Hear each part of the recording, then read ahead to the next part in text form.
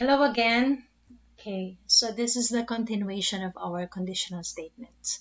Okay, so let us apply naman yung multiple choice statement. Okay, but before that, gusto kong gawin yung multiple choice sa if-else para makita mo kung paano ko convert into multiple choice or switch statement. So I have here, write a program that will input a letter. Okay, a letter grade. Output the corresponding equivalent.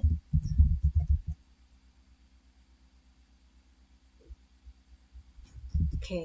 Kapag ang letter grade, tapos yung remarks. Corresponding equivalent of remarks. Ganun na lang. Okay. Letter grade, we have A.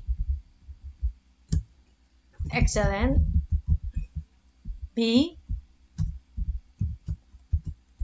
Very satisfactory. So, padamihin na natin. C. Satisfactory. And then D. Needs improvement. And then other letter. Okay, other letters or symbols. Other letters or symbol is we have not included. Okay, paano yan? So, ibig sabihin, enter a letter grade. Kapag nag-enter siya ng C, dapat sabihin niya na satisfactory. Kapag nag-enter ulit siya ng letter grade, and then sinabi niya na P, sabihin niya not included. Okay, paano yan? Okay. So, we have, ang gagawin naman natin ngayon is, okay, kailangan natin ng lagayan para sa letter grade. Okay, kailangan ko ng lagayan. Pero dahil ito ay isang symbol, let's use char. Remember dun sa first lesson natin, dun sa mga nasa unahang lesson natin, okay, kapag halimbawa isang lagayan na isang character, we use char as one of the, as the keyword for defining a character. Okay, so gagawin ko let. Okay, letter grade for letter grade. Now, let's see. Okay, nag-clear screen ako, baliwalain nyo muna yan kasi hindi naman applicable yan sa inyo kung hindi kayo gumagamit sa DOSBox. Okay, kung Borland C o kaya naman Mobile C ang ginagamit nyo.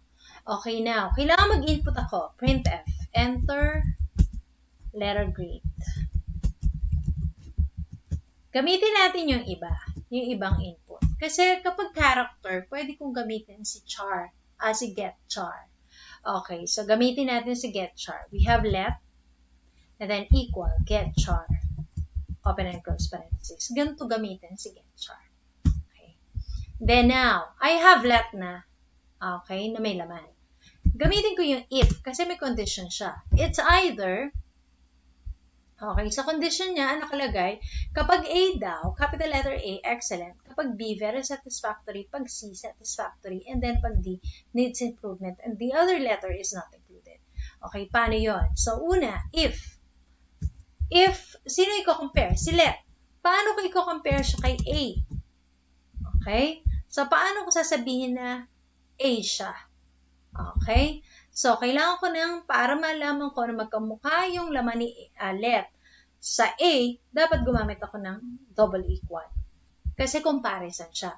Kapag single, laging true yan. Kasi wala namang false na magiging sagot kapag assignment statement. Pero kapag double equal, that is for comparison. Ngayon, ang problema, okay, ang A, kapag yan, paano mo sasabihin sa C na siya ay character A? Paano ko sasabihin yon? Kapag halimbawa, okay, ganito ang nangyari, sasabihin niya undefined symbol A. Kasi aakalain niya lagayan yan. So, paano mo sasabihin sa kanya na character A? Dapat, lagyan mo siya ng delimiter na single quote. Kasi dun mo lang ma-define na siya ay character A. Okay? Para ma-define mo na character A siya, or character ang isang value na constant. Ibig sabihin, kahit pumikit ka, yun talaga value nun, kailangan mo lagyan ng double quote. kung character siya. Okay? So, kung siya ay string, dapat double quote. Okay? So, yun. So, kapag siya, if let is equal to A, dapat printf, dun mo ilalagay ang excellent. Okay. Now, paano kung hindi A, kundi B, else, if, let, equal to character B. Okay. Printf, and then we have very satisfactory.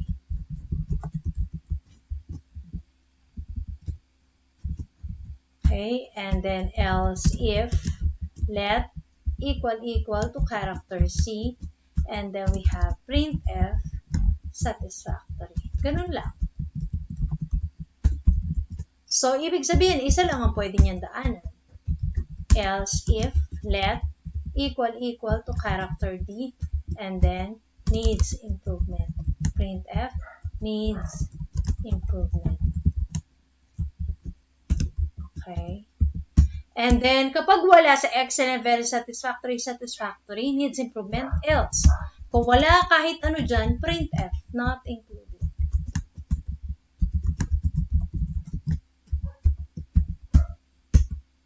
Okay, so yan.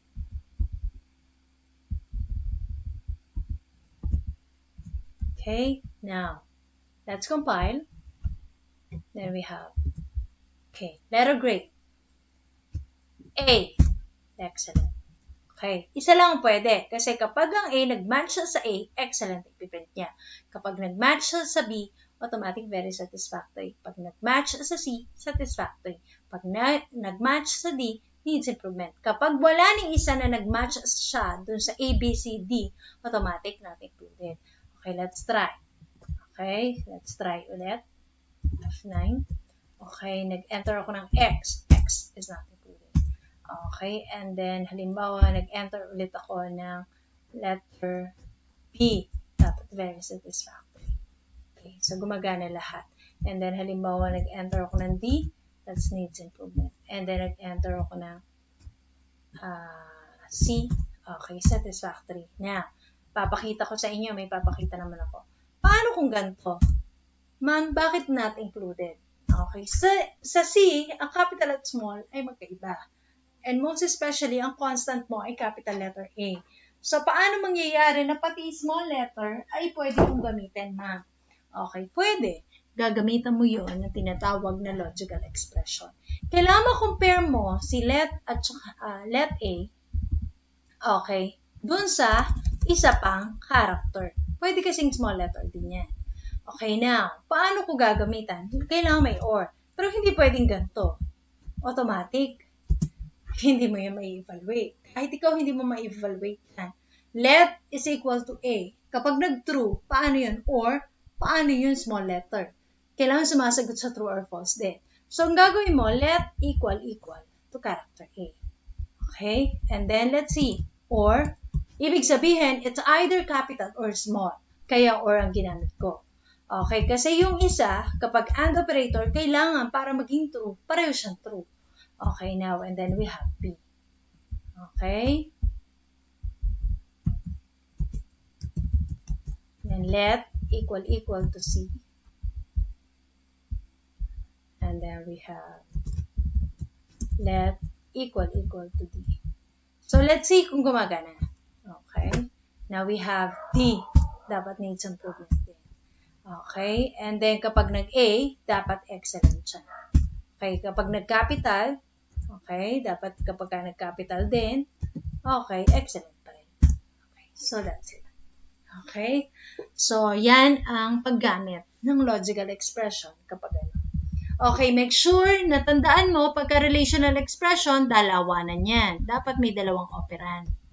Okay? Kapag ginagamit mo ang relational expression. Kapag naging tatlo na, use the logical expression. Ibig sabihin, complex yun. Complex expression. Complex relational expression. Now, okay. So, ito ay posible. Okay. Posible mong may apply sa multiple choice. Sa multiple choice, pwede nga mangyari ay ganito. Okay. Tago ko muna siya sa pamagitan ng Tago ko muna siya. Okay, switch.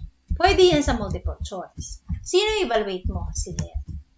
Okay, now you have the begin. Make sure of the spelling of the switch. Okay?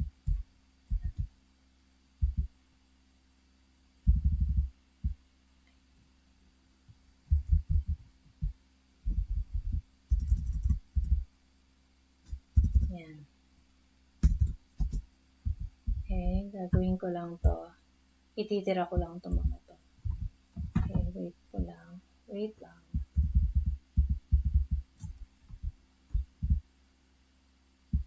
Okay, ayan. Meron na ako yan. Okay, so 5 ang dapat ko i-output. Ngayon, we have case. Sinong unang expression? Capital letter A. Colon. Printf. Ganun lang.